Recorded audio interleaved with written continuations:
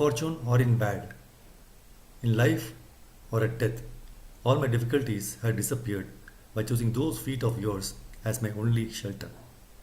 Slay me or protect me as you wish, for you are the master of your eternal servant. If it is your will that I be born again, then may it be in the home of your devotee. May I be born again even as a worm, so long as I may remain your devotee. I have no desire to be born as a Brahma averse to you. I yearn for the company of that devotee who is completely devoid of all desire for worldly enjoyment or liberation. Father, mother, lover, son, lord, preceptor, and husband, you are everything to me. Thakura Bhaktivinoda says, O Kana, please hear me. O Lord of Radha, you are my life and soul. मानस दे होगे हो जो किछ मोर April तो वापदे नंद किशोर मानस दे होगे हो जो किछ मोर April तो वापदे नंद किशोर संपद विपदे जीवने मरणे संपदे विपदे जीवने मरणे दाय मम गेल तुआ ओपद भरणी दाय मम गेल तुआ ओपद भरणी मानस दे होगे हो जो किछ मोर अर्पिल तुआ पदे नंद किशोर मारो भी राखो भी जो इच्छा तोहरा मारो भी राखो भी जो इच्छा तोहरा नित्य दास प्रति तुवाधिकारा नित्य दास प्रति तुवाधिकारा मानस दे होगे हो जो किछ मोर अर्पिल तो अपदे नंद किशोर जन्मो भी मोह इच्छा जड़ी तोर जन्मो भी मोह इच्छा जड़ी तोर भक्त गृह जनी जन्म होए मोर भक्त गृह जनी जन्म होए मोर मानस दे होगे हो जो किछ मोर अर्पिल तो वापदे नंद किशोर कीत जन्म होए जत तुवदास कीत जन्म होए जत तुवदास बहिर्मुख ब्रह्म जन्मे नाही आस बहिर्मुख ब्रह्म जन्मे नाही आस मानस दे होगे हो जो किछ मोर अर्पिल तो वापदे नंद किशोर भुक्ति मुक्ति स्पृहा विहीन जय भक्ता भुक्ति मुक्ति स्पृहा विहीन जय भक्ता लभैते टाको संग अनुरक्ता लभैते टाको संग अनुरक्ता मानस दे होगे हो जो किछ मोर अर्पिल तो वापदे नंद किशोर जनक जननी दैत तनया जनक जननी दैत तनया प्रभु गुरुपति तु सर्वमोय प्रभु गुरुपति तु सर्वमोय मानस दे होगे हो जो किछ मोर अर्पिल तो वापदे नंद किशोर भक्ति विनोदा कहे सुनो काना भक्ति विनोदा कहे सुनो काना राधा नाथ तू हमारा पराणा राधा नाथ तू हमारा पराणा मानस दे होगे हो जो किछ मोर अर्पिल तो अपदे Nand Kishore.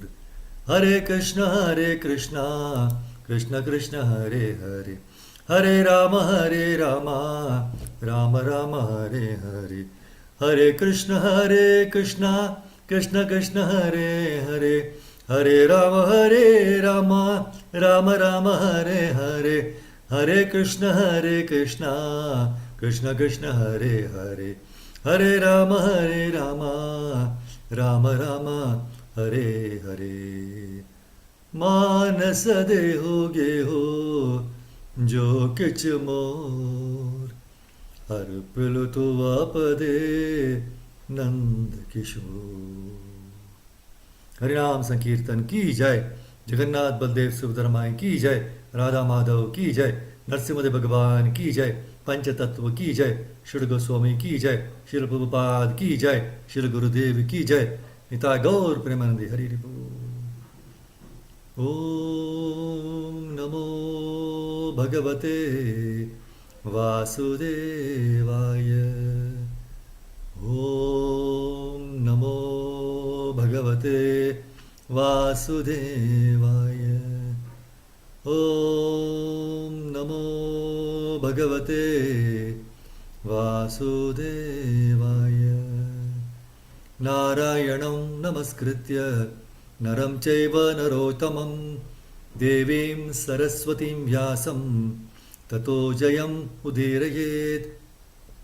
Before reciting the Srimad Bhagavatam, which is the very means of conquest, one should offer respectful obeisances unto the personality of God Narayana, unto Narayana Rishi, the supermost human being, unto Mother Saraswati, the goddess of learning, and unto Srila Vyasadeva, the author. Nashtaprayesha Bhadreshu Nityam Bhagavata Sevaya Bhagavati Uttama Shloke Bhaktir Bhavati Naishtiki. By regular attendance in classes on the Bhagavatam and by rendering of service to the pure devotees, all that is troublesome to the heart is almost completely destroyed, and loving service unto the personality of Godhead, who is praised with transcendental songs, is established as an irrevocable fact.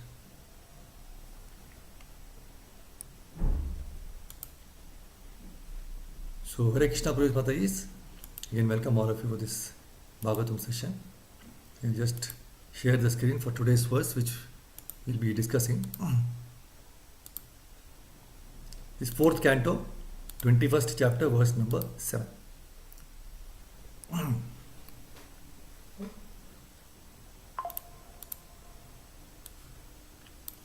स एवमादीननवद्यचेष्टितः कर्माणि भूयांसि महान् महात्तमः कुर्वन् शशासावनिमण्डलं यशः स्वीतं निधायारुरुहे परं पदम्. स एवमादीन्यनवद्यचेष्टितः कर्माणि भूयांसि महान् महात्तमः कुर्वन् शशासावनिमण्डलं यशः स्वीतं निधायारुरुहे परं पदम्. स एवमादीननवद्यचेष्टितः कर्माणि भूयांसि महान् महात्तमः कुर्वन् शशासावनिमण्डलं यशः स्वीतं निधायारुरुहे परं पदम्. Any two of you can recite? Hare Krishna. Yes, Mataji. स एवमादीन्यनवद्यचेष्टितः कर्माणि भूयांसि महान् महत्तमः कुर्वन् शशासावनिमण्डलं यशः स्वीतं निधाय रुरुहे परं पदम्. Hare Krishna. Thank you. Anybody else? Hare Krishna Prabhuji. Yes, Mataji. स एवमाधीनि अनवद्यचेष्टिता कर्माणि भूयांसि महान् महत्तमः कुर्वन् शशासावनिमण्डलं यशः स्वीतं निधायारुरुहे परं पदम्. Thank you, Krishna. Word to Can word I meaning. Madhuri? You want to recite? Okay, Madhi, go ahead, please. स एव मादेवि अनवद्य चेष्टितः कर्माणि भूयांशि महन् महात्मः कुर्वन् यशस्वी स्मितां निधयाय परं पदम्. Thank you, Madhi. Hare Krishna. You go to the word to word meaning, synonyms. Saha, King Prithu, Evam, thus, Adini, from the very beginning, Anavadya, magnanimous, Cheshtitaha, performing various works, Karmani, work, Bhuyamsi, repeatedly, Mahan, great, Mahattamaha, greater than the greatest, Kurvan, performing, Shasa, Shashasa, ruled, Avani, Mandalam, the surface of the earth, Yashaha, reputation, Spitam, widespread, Nidhaya, achieving, Aruruhe, was elevated, Parampadam, to the lotus feet of the Supreme Lord. Translation as purport by Divan Geshwar Prabhupada Ki Jai. Please hear the translation purport. King Prithu was greater than the greatest soul and was therefore worshipable by everyone. He performed many glorious activities in ruling over the surface of the world and was always magnanimous. After achieving such great success and a reputation which spread throughout the universe, he at last obtained the lotus feet of the Supreme Personality of God. Purport. A responsible king or chief executive has many responsible duties to attend to in ruling over the citizens. The most important duty of the monarch or the government is to perform various sacrifices as enjoined in the Vedic literatures. The next duty of the king is to see that every citizen executes the prescribed duties for his particular community. It is the king's duty to see that everyone perfectly executes the duties prescribed for the Varna and Ashrama divisions of society. Besides that, as exemplified by King Prithu, you must develop the earth for the greatest possible production of food grains. There are different types of great personalities. Some are positive great personalities, some comparative and some superlative. But King Prithu exceeded all of them. He is therefore described here as Mahattamaha, greater than the greatest. Maharaj Prithu was a Kshatriya and he discharged his Kshatriya duties perfectly. Similarly, Brahmanas, Vaishyas and Shudras can discharge their respective duties perfectly and thus, at the ultimate end of life, be promoted to the transcendental world, which is called Parampadam. Parampadam, or the Vaikuntha planets, can be achieved only by devotional service. The impersonal Brahman region is also called Parampadam. But unless one is attached to the personality of Godhead, one must again fall down to the middle world from the impersonal Parampadam situation. It is said therefore, Aruhya Krichrena Parampadam Tataha. The impersonalists endeavor very strenuously to achieve the Parampadam or impersonal Brahmajyoti. But unfortunately, being bereft of a relationship with the Supreme Personality of Godhead, they come down again to the middle world. If one flies in outer space, he can go very high up. But unless he reaches a planet, he must come down again to the earth. Similarly, because the impersonalists who reach the Parampadam of the impersonal Brahmajyoti do not enter into the Vaikuntha planets, they come down again to this middle world and are given shelter in one of the middle planets. Although they may attain Brahmaloka or Satyaloka, all such planets are situated in the material world. Jai Shri Prabhupada Ki Jai. Om Gyan Tamarandasya Jnananjana Shalakaya Chakshurunmilitam Yena Tasmai Shri Gurave Namaha. Namo Vishnupadaya Krishna Vaishaya Bhutale Srimade Bhaktivedanta Swaminiti Namane Namaste Saraswate Devi Gauravani Pracharane Nirvishesha Shunyavadi Paschata Deshatarane Jai Shri Krishna Chaitanya Prabhu Nityananda Shri Advaita Gadadhara Shivasadi Gaur Bhaktavrinda Hare Krishna Krishna Krishna Hare Hare Hare Rama Rama Rama Hare Hare Yanta Pravishya Mama Vacha Vima Prasuptam Sanjeevayate Kalashakti-dharasvadhamna Anyam cha hasta charana shravanatagadin Prananamo bhagavate Purushaya tubhyam Mukam karoti vacharam pangam langete girim Tat karvatama mande pravanamaram Namo Vishnu Vishnu Vishnu Bhutale Mahavishnu Swamiti Namane Namo Vishnu Vishnu Bhakti Vedanta Swami Jai Sri Krishna Chaitanya Prabhu Nityananda Shri Radha. So Hare Krishna, Prabhu Mataji, thank you for keeping your appointment with Krishna today for this Bhagavatam. Today is 7th of January 2025.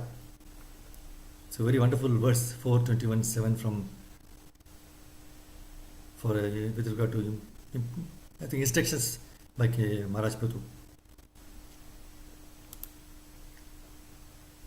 So we have seen so many chapters with regard to Maharaj's episodes, right? Basically, it ultimately turns out to who is a very good leader, how is to lead the citizens and all this, right? So, what is leadership? Now, before we start, for a short moment, I want you to forget the stereotyped image of leadership. Okay, forget the power, the prestige, right? Leadership is not that. We can understand leadership from looking at the word itself. It consists of two words, leader and ship. So leadership is the notion of leading someone somewhere, right? It's just like a captain on a ship. He is determining where those on board are eventually going to end up, correct? See, a mad leader can lead you to madness. A good leader can lead you to goodness. See, an important point which is often missed in leadership is that a leader himself must be led by someone actually wiser than himself. This is an important point, right? A leader himself, of course, he will be leading, but he himself must be led by someone actually wiser than himself. That's why in those days, right, kings were taking the advice from Brahmanas, right? Were wiser than. So, according to the law of dharma, a leader must seek out guidance from Brahmanas, right? Or even wiser than them, right? But nowadays it doesn't happen. Nobody listens to anybody. See, throughout the Mahabharata, which is a source book of dharma, right? Many sages headed by Narada leads King Yudhishthir Maharaj by teaching him the ins and outs of dharmic leadership. Correct? So in Srimad Bhagavatam also we find that the kings like Parikshit Maharaj, Prithu Maharaj, Dhruva Maharaj, they always followed the good counsel and advice provided by sages. So therefore they were able to lead their subjects in the path of dharma. So this is leadership. This is what is required. See, the predominating supreme person residing within the spiritual nature is Krishna. This, as confirmed in Bhagavad Gita 8.22, he can be approached only by unalloyed devotional service and not by the process of jnana, yoga or karma. Only by devotional service he can be approached, not by karma or yoga or jnana, right? So the karmis or the fruitive workers, they can elevate themselves to the Swargaloka planets. Correct. And Gyanis and Yogis can attain still higher planets such as Maharloka, Tapaloka and Brahmaloka. And when they become still more qualified through devotional service, they can enter into spiritual nature. Right? Either the illuminating atmosphere of the spiritual sky, Brahman, right? Or the Vaikuntha planets, according to their qualification. Okay. So it is certain that no one can enter into spiritual Vaikuntha planets without being trained in devotional service and being completely purified of all the sins. See, on the material planets, everyone from Brahma down to the ant is trying to lord it over material nature. And this is the material disease. So, as long as this material disease continues, the living entity has to undergo the process of bodily change. So whether it takes the form of a man, whether it takes the form of a demigod, whether it takes the form of an animal, ultimately has to endure an unmanifested condition during the two devastations. See, if we want to put an end to this process of repeated birth and death, plus the other factors of old age and disease also, then we must try to enter the spiritual planets where we can live eternally in the association of Krishna.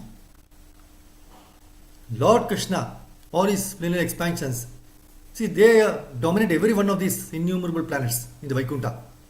So it's confirmed in the Shruti mantras. Eko vashi sarvagah Krishna idhyah ekopi san bahuda yo avabhati. Gopala Tapani Upanishad 1.21 says. See, no one can dominate Krishna. It is a conditioned soul who tries to dominate material nature.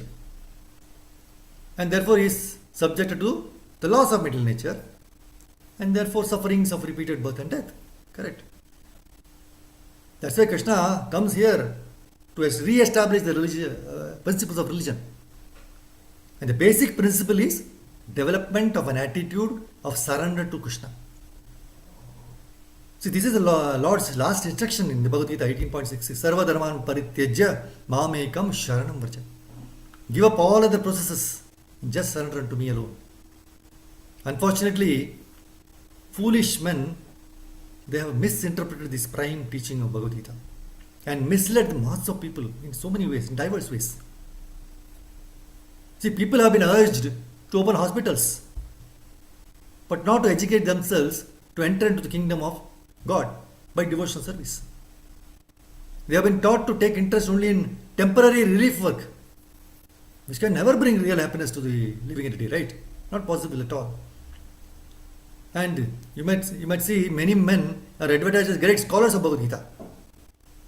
But what happens? They overlook the Gita's message, the essence, by which material nature can be pacified, right?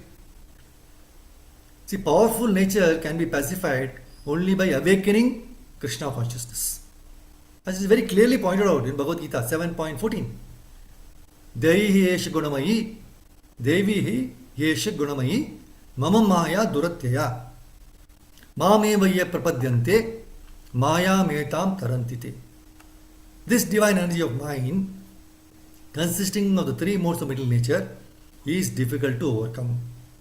But those who surrender unto me can easily cross beyond it. See, Bhagavatam 10.2.32, Prabhupada is referred in this purport also. Arohya krichurena param padam tata patanti adaha.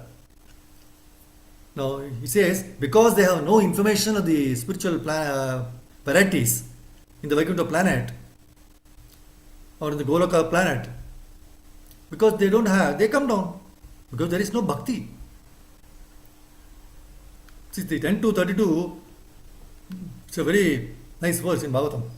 When it says, the translation says, someone may say that as aside from devotees who always seek shelter at the Lord's lotus feet, there are those who are not devotees, but who have accepted different processes for attaining salvation.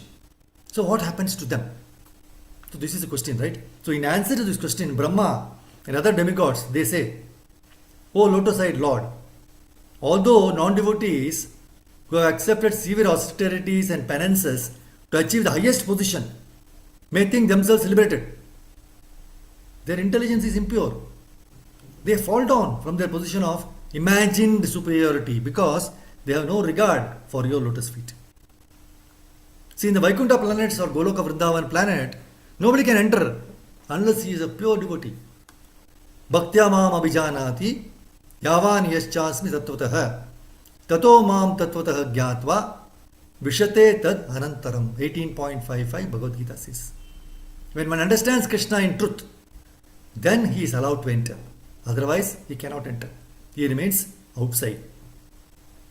See, just like if we have got capacity to enter into the sun planet, okay, then we can enter. If you got the capacity. Otherwise, we will remain in the sunshine. Okay, you cannot enter the sun planet. See, to remain in the sunshine and to enter into the sun planet is not the same thing. Please understand. See, although the sun and the sunshine are light illumination, still there is difference between the sun and the sunshine. Similarly, impersonal Brahma effulgence and Vaikuntha planets, both of them are absolute. But still, Brahma effulgence and entering into the Vaikuntha planets or Goloka Vrindavan planets are not the same. So those who are not devotee but impersonalists, they can stay outside the Vaikuntha planet in the Brahman effulgence, but they cannot enter into the Vaikuntha planet because they have not glorified the lotus feet of Krishna. They are not allowed into Goloka Vrindavan or Vaikuntha planet, not at all. And they cannot remain, and another important point to understand is, they cannot remain perpetually in the impersonal Brahman effulgence also. They have to come down again to these material varieties, right? Aruhya Krishna param padam tatha patanti adaha. 10.2.32 Bhagavatam says. So they cannot go upwards, they have to come down.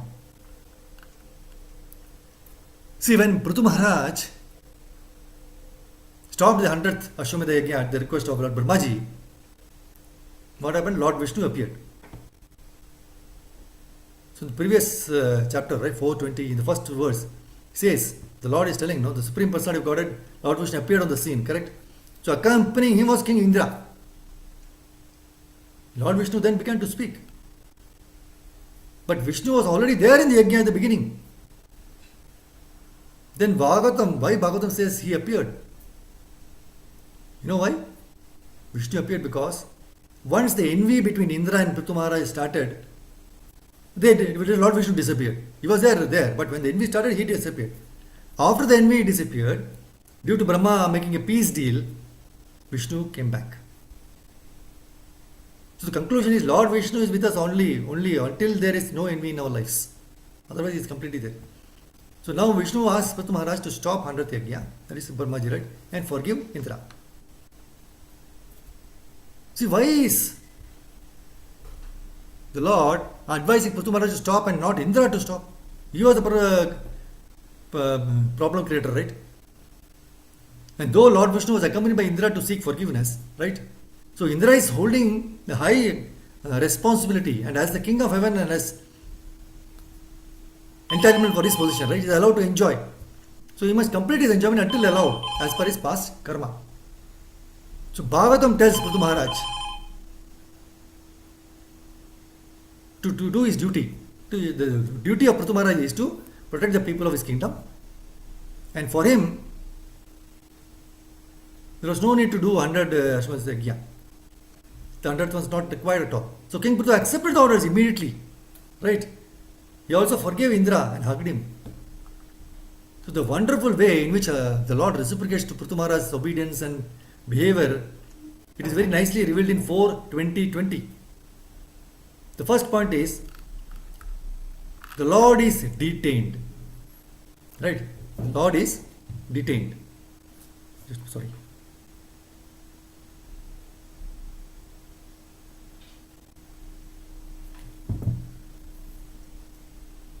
See, attracted by the kind behavior, okay, of Prithu Maharaj to Indra, Lord Vishnu was detained. Detained means, and he could not leave. Lord Vishnu could not leave. He was not able to leave. Why? My Guru Maharaj always used to say, Bhagavatam is 90% behavior. And we see, this verse is a practical example.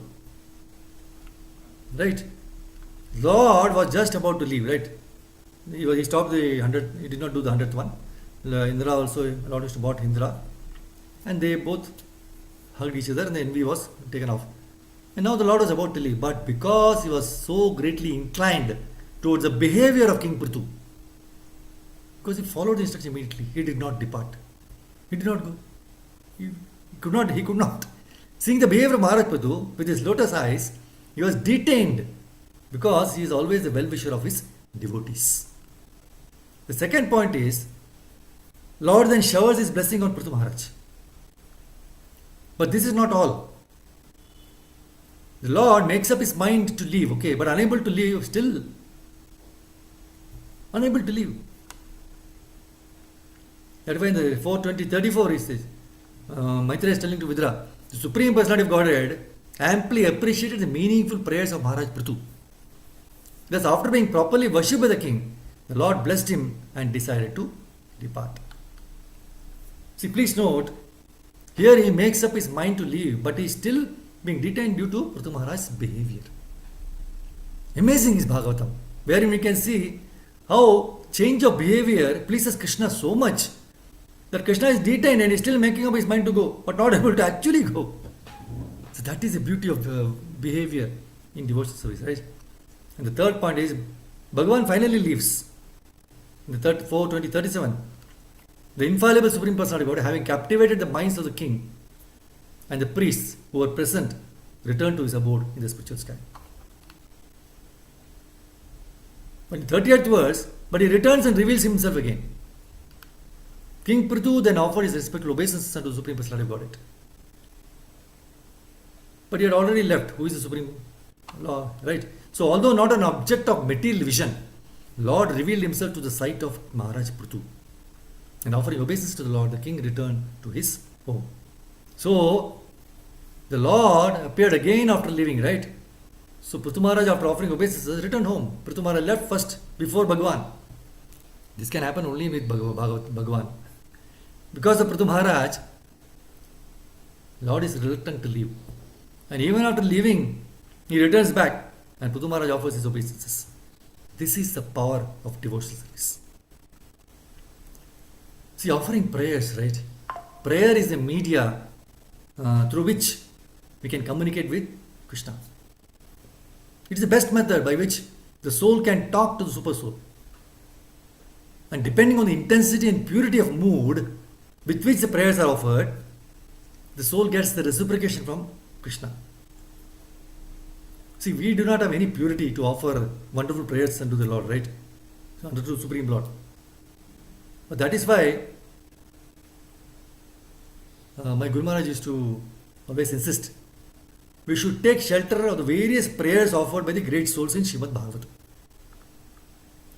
So the prayers offered by these pure devotees, it helps us to understand the glories of the Lord. The loving and devotional mood with which those devotees offered them unto the Supreme Lord Krishna.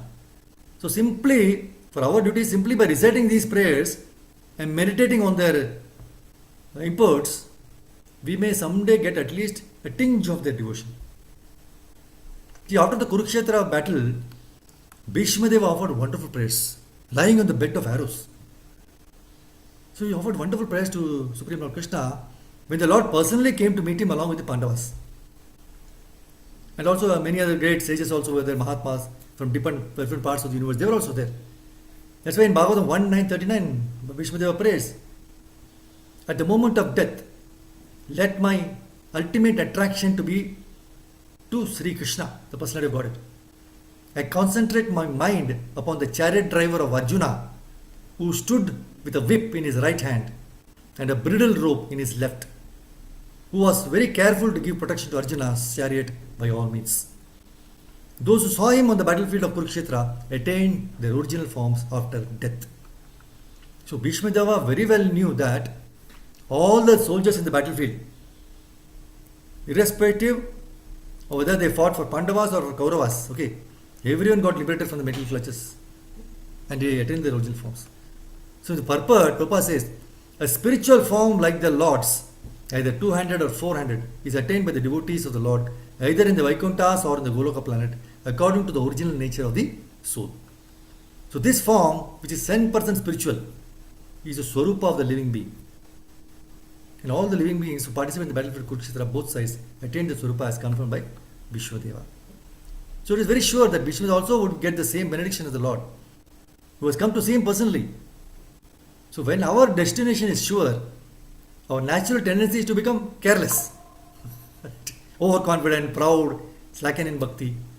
That's what even in the sports, right? When a champion is being almost being beaten by another who's just amateur, is still not powerful. Oh, you see, so now I am about to beat him. That little thing comes into mind, then the champion comes back and he wins. Right? So this is what happens. So here we find Bhishma Deva offers prayers with great humility and intense devotion, requesting the Lord to be present before him till his last moment. He was given the difficult situation, Bhishma Deva, of fighting against Krishna and his dear grandson Arjuna. But Bhishma Deva did not express even a tinge of discontent for being placed in the opposite side. Never was Bhishma Deva envious of Arjuna for having Krishna as his chariot driver. He was simply satisfied in whatever position the Lord has placed him. He was very pleased for having direct darshan of the Parthasarathi form of the Lord for 10 continuous days in the battlefield. Krishna is very pleased, when he is called by names associated with his devotees. And when his devotees are glorified, right? So Bhishma Deva very lovingly addressed the Lord as Vijaya Sakhe, Partha Sakhe. So you also remember the gopis who were very dear to, right? Devotees of the Lord. In Srimad Bhagavatam 1.9.40, he prays, let my mind be fixed upon the Lord Shri Krishna, whose motions and smiles of love attracted damsels of Vrajadama, the gopis. Damsels imitate the characteristic movements of the Lord after his disappearance from the rasa dance. They were still doing that, steps and all, right? So Prabhupada very nicely explains, Bhishma's aspiration to remember the gopis is a prayer to have their mercy also at the last stage of his life. So the Lord is satisfied more when his pure devotees are glorified. And therefore Bhishma Deva has not only glorified the acts of Arjuna, his immediate object of attraction, but he has also remembered the gopis, who were endowed with unrivaled opportunities, by rendering loving service to the Lord. So being an empowered incarnation of Lord Krishna, Prithu Maharaj exhibited all the wonderful qualities of a king when he ruled this planet. Some of the glorious qualities we'll just meditate. Number 1, forgiveness. See, it is usually very difficult for us to forgive a soul, who is constantly offending us. But being a true Vaishnava, Prithu Maharaj, he possessed this valuable jewel of forgiveness. And he willingly forgave Indra, who has been the source of disturbance in completing his 100th horse sacrifice. So when Indra sought forgiveness, Prithu Maharaj embraced him lovingly, forgetting his misdeeds, thus giving no place for any grudge or envy in his heart. This is forgiveness. The second quality is magnanimity. He protected his citizens well and ensured to please them by his words, deeds, and actions. He was anxious to make his citizens Krishna conscious. Very nice. See, you should be anxious to make people Krishna conscious, and especially the leader. He should be anxious to make citizens Krishna conscious. So, Prithu Maharaj, he was anxious, and he was not a mere king collecting taxes from his citizens. Whereas this is what is happening nowadays. Only collecting more and more taxes, greed, lust, getting more and more from the people who are paying taxes, and nothing is provided. Nothing, no welfare things happening. So this is not the leader.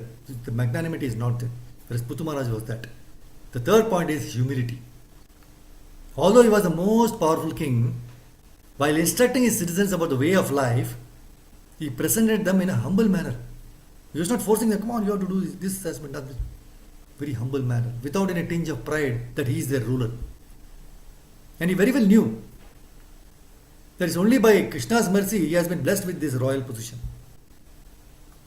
So, glorifying his humble nature, Prabhupada says in the 21st verse in this chapter, he did not, however, present himself as a royal authority empowered to command everyone.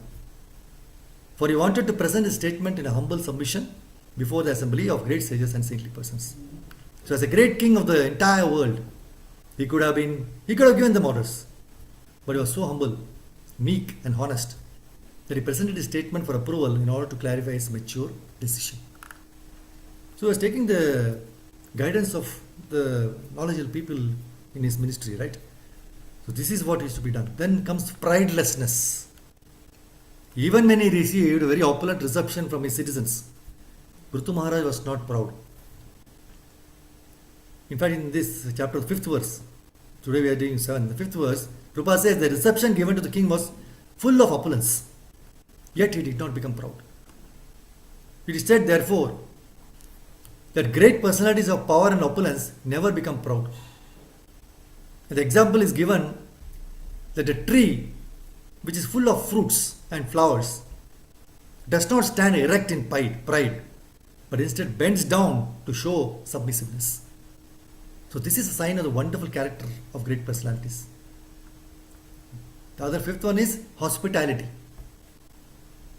Even though Prithu Maharaj was empowered incarnation of Krishna, like an ideal Vaishnava king, he taught others by his personal behavior how to receive and respect saintly persons like the Kumaras. He washed their feet with water and sprinkled the water over his head and over the head of his family members. This is hospitality. The last point, another one more quality you can see, serving with commitment. Serving with commitment. See, Prabhupada, in the purport of verse 4:22-63, he says, Prithu Maharaj was also very humble, meek and gentle. And whenever he performed any philanthropic work or welfare activity for the general public, he would labor exactly as if he were tending to his own personal necessities. So his philanthropic activities were not for the sake of show, but were performed out of personal feeling and commitment. So all philanthropic activities should be thus performed, Prabhupada says. So I just listed out a few of the wonderful qualities of Prithu Maharaj, right? Like forgiveness, magnanimity, humility, pridelessness, hospitality, serving with commitment. So actually, he was a reservoir of so many exemplary qualities. that Lord Vishnu and his devotees, named like Sanat Kumaras, gave him their auspicious darshan. So we just saw, right? The Lord was about to leave, but because he was so greatly inclined towards the behavior of King Prithu, he did not depart. See, Lord Vishnu was so pleased by Kutumara's behavior that he did not even want to leave the arena and return to Vaikuntha. Lord residing within our hearts is the witness of all that we do. So let us remember this, right? And always behave in a way Lord does. The Lord loves to reside in our hearts forever. He doesn't want to go. So we naturally get attracted to stay in a, see, right now, we always love to stay in a place which is very beautiful, clean, serene, pure. So if our heart and behavior are clean, Lord will love to stay with us. On the contrary, if we are narrow-minded, possess all evil thoughts, then what will happen? You will not like to stay there, even for a second. You will depart. So taking example of devotees like Prithu Maharaj, we should try to practice at least few of the wonderful qualities they possessed. King Prithu, he punished some citizens, but he also rewarded some citizens. But he was also fair to all the citizens. So for Krishna, we are all equal in his eyes, right? But according to our level of submission, devotion and humility and gentleness, he reciprocates. That is why we have ye yata mam prapadyante tam stataiva bhajamyam. All surrender unto me, I reward them accordingly. Now supposing you have 4 children, okay, you love all the 4 of them equally. So for a father or mother, actually everyone is precious. All the children are precious. But they don't treat them the same. It is different. See, according to the level of each child's surrender, you naturally reciprocate with the child. See, as a parent, you will find this very natural. See, if one child is always fighting with you, if the child is a big troublemaker, the parent never ignores that child. In fact, the parent spends more time on the most difficult child. Okay, and if the other child is very good, he studies very nicely, and when the father says sit, he sits, stand, he stands, obeys. That means we find very often the father lets the other child do everything. But doesn't mean that father is only caring for the troublesome child. Okay, it's only because the troublesome child needs more of father's attention.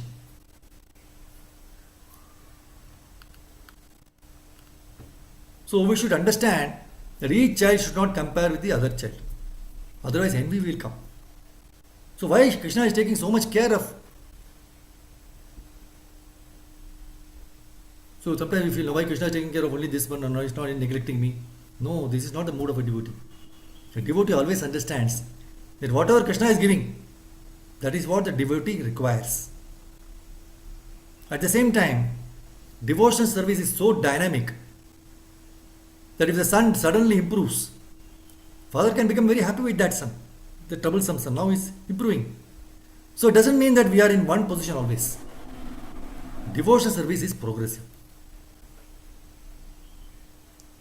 So one beautiful verse, 3:29-39 Bhagavatam, right?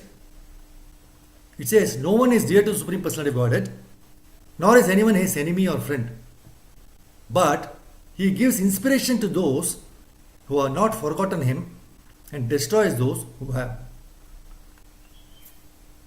See, by narrating the Ashwamedha Yajnas performed by Maharaj Yudhishthira, now Suta Goswami says in Bhagavatam 1.18.6, Lord Shri Krishna caused 3 well-performed Ashwamedha Yajnas or sacrifice, 3, to be conducted by Maharaj Yudhishthira, and thus caused his virtuous fame to be glorified in all directions like that of Indra, who had performed 100 such sacrifices. Now see the interesting point. In this verse, Indra is being addressed as Shatamanyur, or one who has performed 100 Ashwamedha sacrifices. Yudhishthira had done only 3. But Suta Goswami mentions that just by doing 3 sacrifices, he became as famous as Indra. So, it is important to note that whether we do 3 or 100 doesn't determine the greatness of a person. The perfection of doing any sacrifice or any service depends on how much the Lord is pleased by that service. So in the case of Prithu Maharaj also, when he was about to do 100 sacrifice, Indra, out of envy, tried his all possible manner to steal the horse and thereby stop the sacrifice, right? Initially, not understanding the mood of Indra, right, or the will of the Lord, Putumara was trying to stop Indra from stealing the horse. But when Lord Brahmaji advised him to just stop with 99 sacrifices and not agitate Indra by doing the 100th sacrifice, Putumara immediately obeyed Brahmaji. So Lord was pleased and he gave his darshan to Prithu Maharaj in the sacrificial arena. So Prabhupada he further explains why Yudhishthira Maharaj's fame spread far and wide. See, the king of heaven is thousands of greater than Maharaj Yudhishthira in opulence. Yet the fame of Maharaj Yudhishthira was not less. The reason is that Maharaj Yudhishthira was a pure devotee of the Lord. And by his grace only was King Yudhishthira on the level of the king of heaven. Even though he performed only 3 yajnas, whereas the king of heaven performed hundreds. So that is the prerogative of the devotee of the Lord. The Lord is equal to everyone. But the devotee of the Lord is more glorified because he is always in touch with the all great, right? See, the sun rays are equally distributed, okay? But still there are some places which are always dark. This is not due to the sun, but to the receptive power. Similarly, those who are 100% devotees of the Lord, they get the full-fledged mercy of the Lord, who is always equally distributed everywhere. See, very nice, everybody talks about teamwork, right? There is a nice acronym of teamwork. TAMWORK. Together, everyone achieves more. Together, everyone achieves more. Team with organization, responsibility, and Krishna. Together, everyone achieves more with organization, responsibility, and Krishna. So, this is the secret of success for any kind of teamwork, whether in material or spiritual. A family, organization, community, in which members cooperate, they make great progress compared to ones wherein there is no cooperation. Operation only is there, no cooperation. Prithu Maharaj very nicely instructs his citizens about the importance of doing one's duty and being responsible. He says that the king who does not teach his citizens to do their respective duties sincerely will face degradation after death. That's why in the 25th verse, in 421, Prithu Maharaj says, "Therefore, my dear citizens, for the welfare of your king after his death, you should execute your duties properly in terms of your positions of Varna and Ashrama, and should always think of the Supreme Personality of Godhead within your hearts.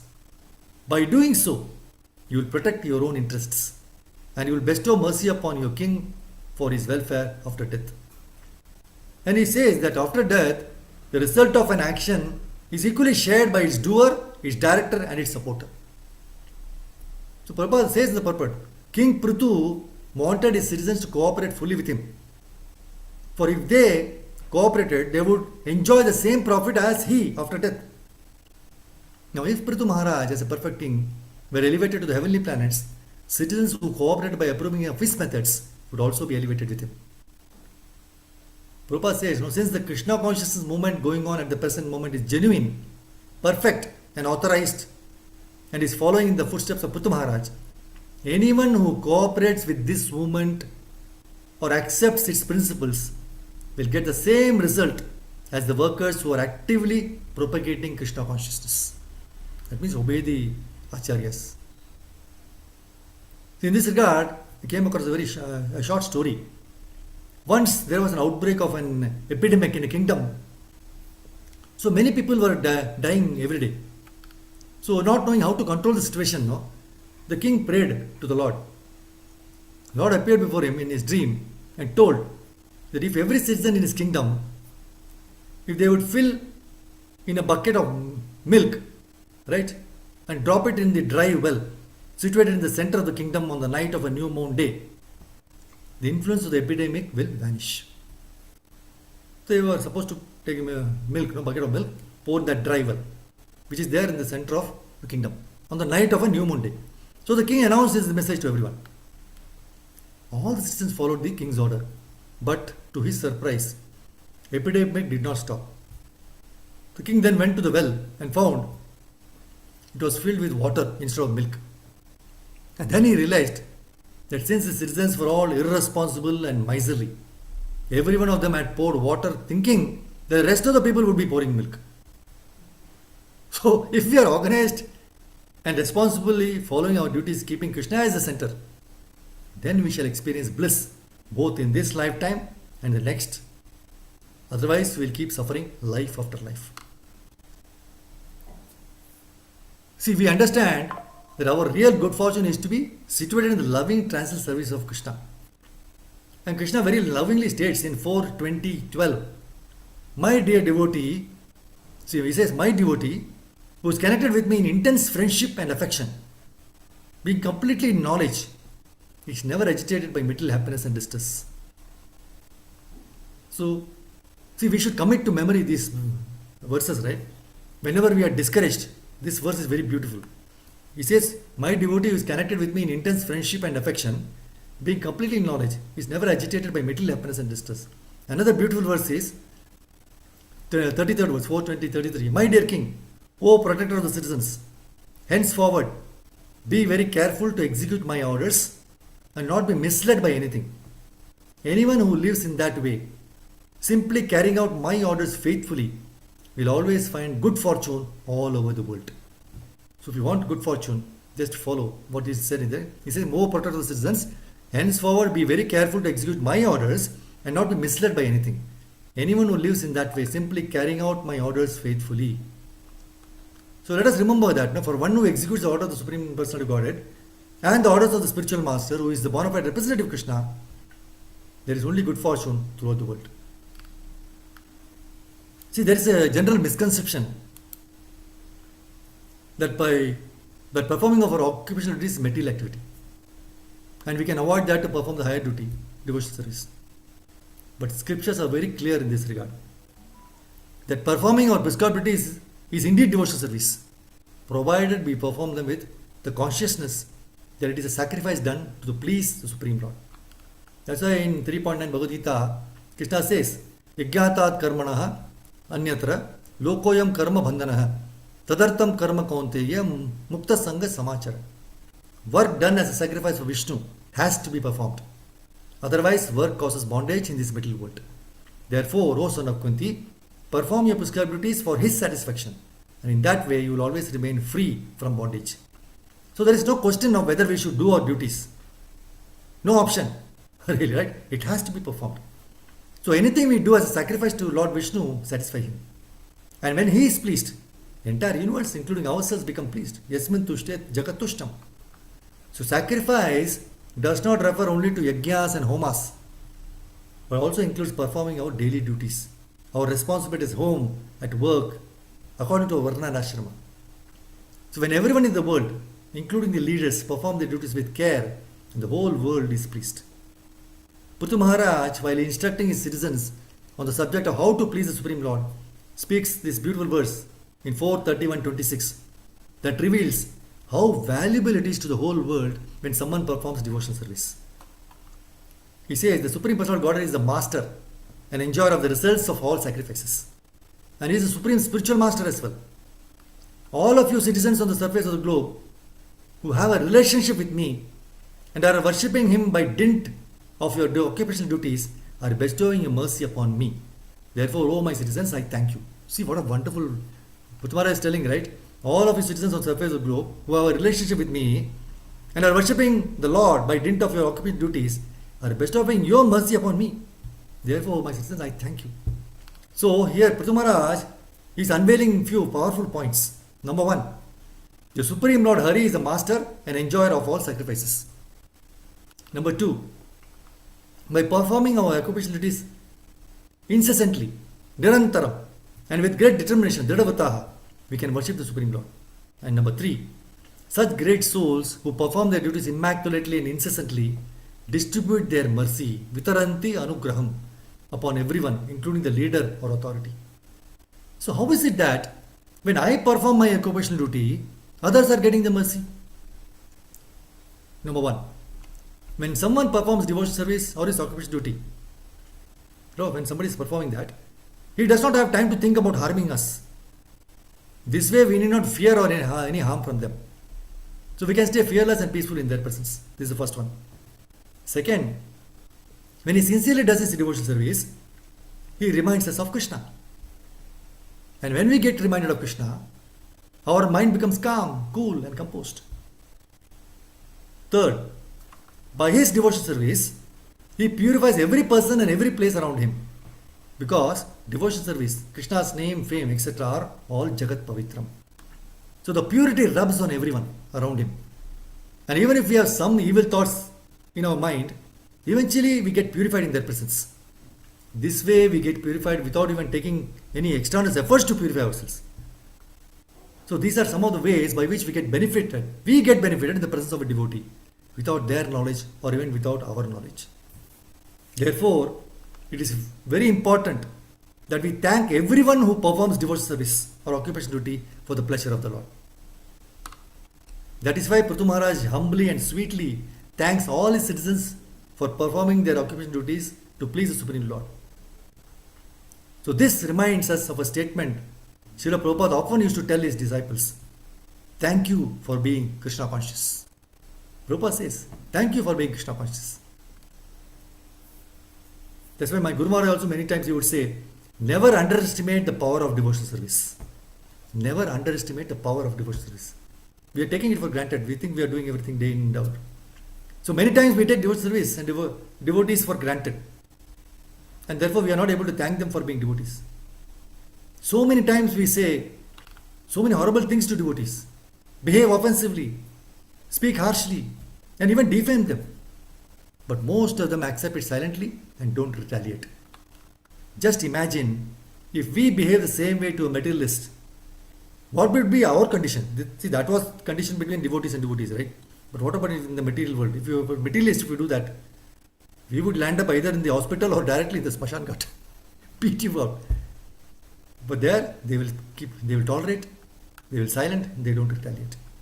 So following the example of Prithu Maharaj, let us appreciate the broad heart of the devotees and also all the living entities around us and thank them for being what they are, rather than provoke them for what they are not. I'll stop here now. Thank you very much, Prabhu Mataji. Hare Krishna. Grantaraj, Srimad Bhagavatam ki jai, Srila Prabhupada ki jai. Tagore Vancha Kalpatarubhya Kripa Sindhu Vayevacha Patitanam Pavanebhyo Vaishnavyo Anantapuri Vaishnava. Hare Krishna. Thank you for giving me this opportunity to glorify the Lord. Hare Krishna.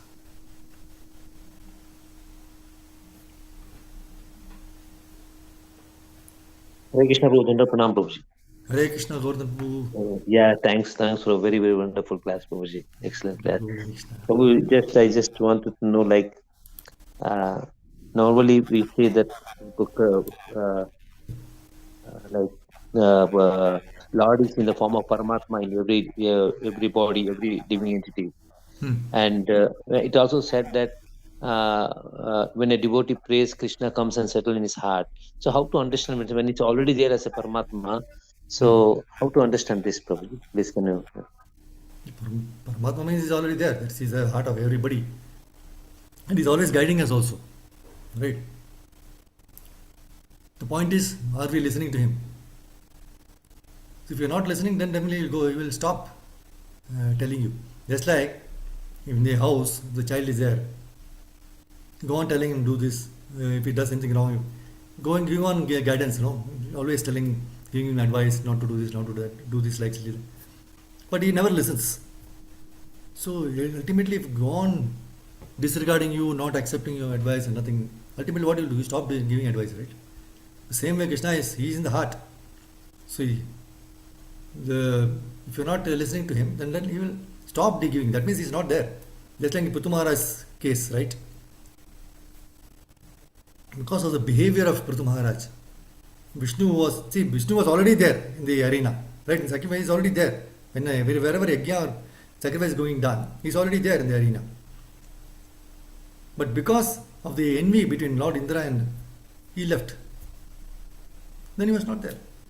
So this anarthas which is there in the heart, right, lust, envy, greed and all these things, then how can Krishna sit there? So the arena, so Vishnu was already there, but because of their envy he left. But afterwards when they came, when Lord Indra was pardoned, they both hugged each other and they forgot about their envy, right? Then Vishnu again, he was appeared. So wherever there is clean behavior, very nice behavior, right? Then the Lord never departs. And Lord Vishnu wanted to depart of the yajna, he wanted to go, but he could not go. He didn't, because of the wonderful behavior of Prithu Maharaj. Similarly, in our altar, if you want to keep the deities, will you keep it if it is dirty? You will not. You have to first clean the for whole altar, let it very decorate very nicely. Then only you will keep. So in the metal world, also you feel how cleanliness. You like to have cleanliness, but in the metal world, our house should be clean. Or the outside, whatever is, you throw it outside. Out doesn't matter. So this is a very sad state of affairs. So that's the point. So wherever there is cleanliness, where is good behavior, Krishna will be there. That is Paramatma will always be there. That is the point to understand. So when you are able to recite shlokas nicely, chant very nicely, you don't feel any agitation, right? You don't react. You already saw all those qualities like forgiveness, humility is there. These qualities, if you have developed, then Krishna will, you will be detained. He cannot depart. So you behave in such a way that Krishna stays back. He's always there with you, and he will not go. He will always be guiding you the right path, and you will, because you are obeying his instructions from as per Bhagavad Gita and as per the spiritual master, right, and all the acharyas, then definitely he will stay back. This way we can understand that the Paramatma is already there with us. I hope it is useful, Prabhu. Hare Krishna. Yeah. Very well said, Prabhuji. Thanks a lot, Prabhuji. Thanks a lot. Thank you. Hare Krishna. Hare Krishna, Prabhu. Danda pranam. Jai. Your name is so nice, but Govardhan, you always you lift. Yeah, by His Guru Maharaj Mercy, Prabhuji. As per Guru Maharaj Mercy. Thank you, Prabhuji. Thank you, Hare Krishna. Hare Krishna, Guruji. Hare Krishna, Mataji.